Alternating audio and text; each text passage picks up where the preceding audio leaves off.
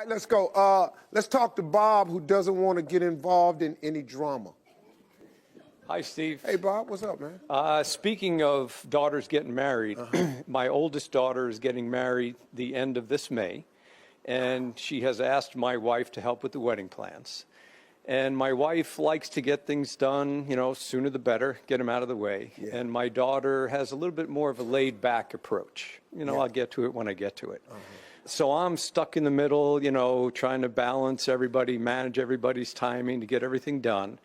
And I'm wondering, with your experience with your daughter, is there any advice you can give me to help keep the peace until the big day comes? Absolutely, absolutely. Stay out of that. I'm finding Bob? that, yes.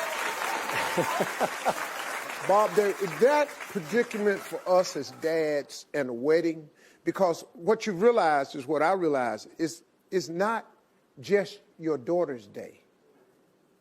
It's her and her mother's day. Absolutely. And so you got to stay out of this. See, I made the mistake of listening to a conflict they had, and I had to pick a side. That's the dumbest thing I ever did. My daughter had a wedding. She had champagne flutes.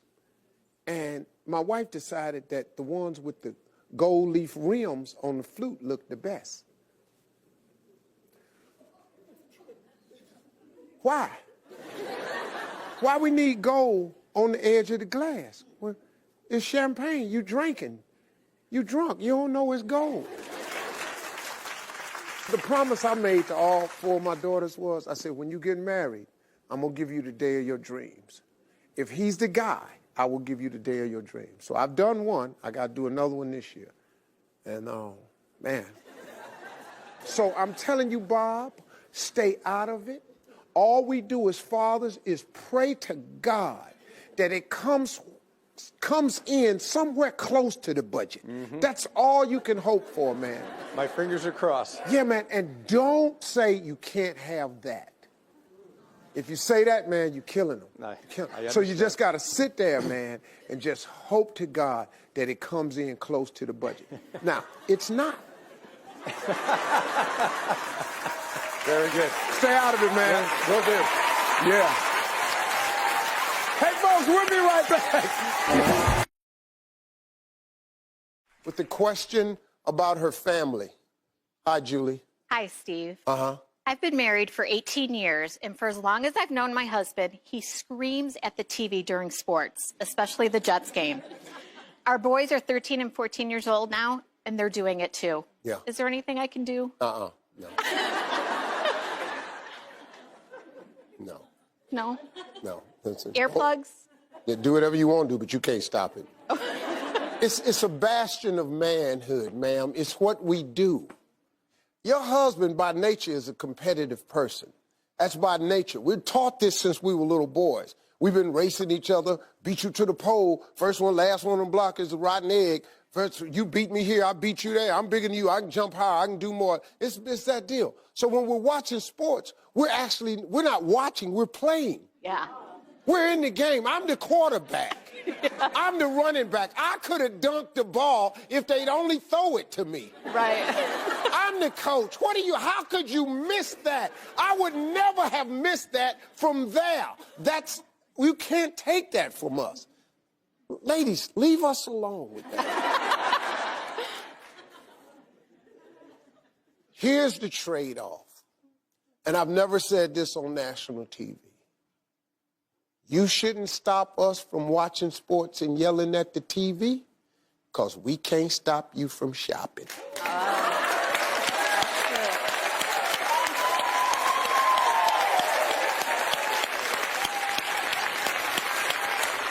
Something you love to do dearly that serves no purpose to us, the same thing we love to do dearly that serves no purpose to you.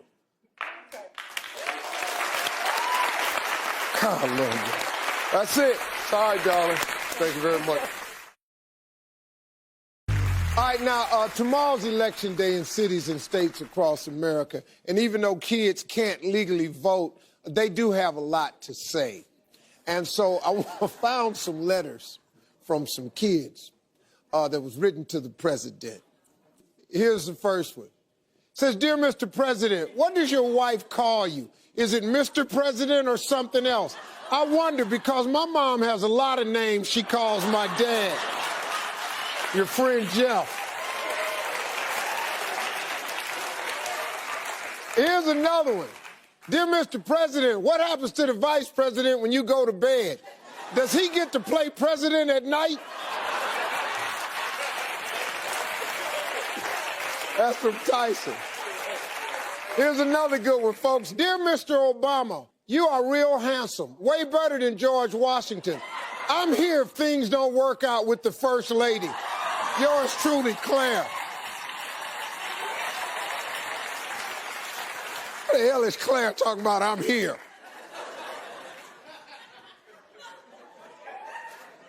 You're here for what, Claire? All right, how about this one right here? President, sir, who wins fights in the White House? You or the First Lady? I bet she does, because girls are good at fighting.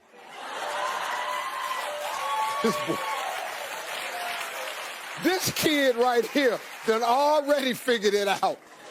I've been arguing with this little girl in my class. I ain't won one yet. You can't beat them at that, man. And then there's this one right here. Mr. Obama President, please come to our school and tell everyone we are related so I can get all the girls. Yeah. President Obama is my daddy. Hey, thanks for watching, everybody. Remember, follow me on Twitter at I am Steve Harvey.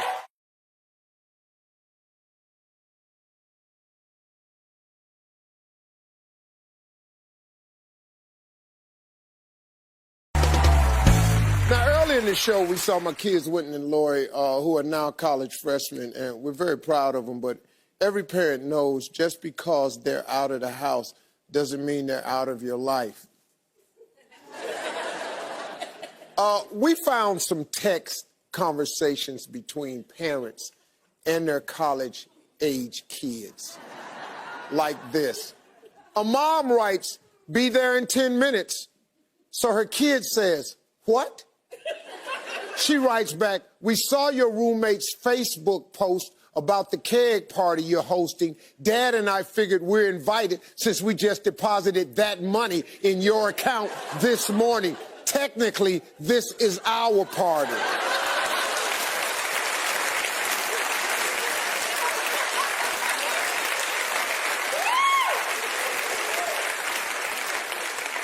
So, the kid says, "Why are you friends with him on Facebook?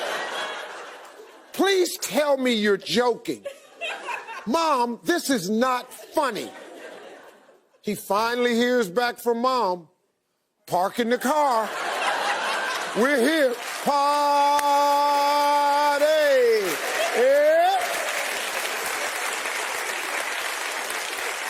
All right, here's another one. Kids write, they raised it. Tuition next year is $21,450. Then he writes, "Did you get my text?" Dad? Dad finally texts back, "We're sorry, the number you're trying to reach has been disconnected." Yeah.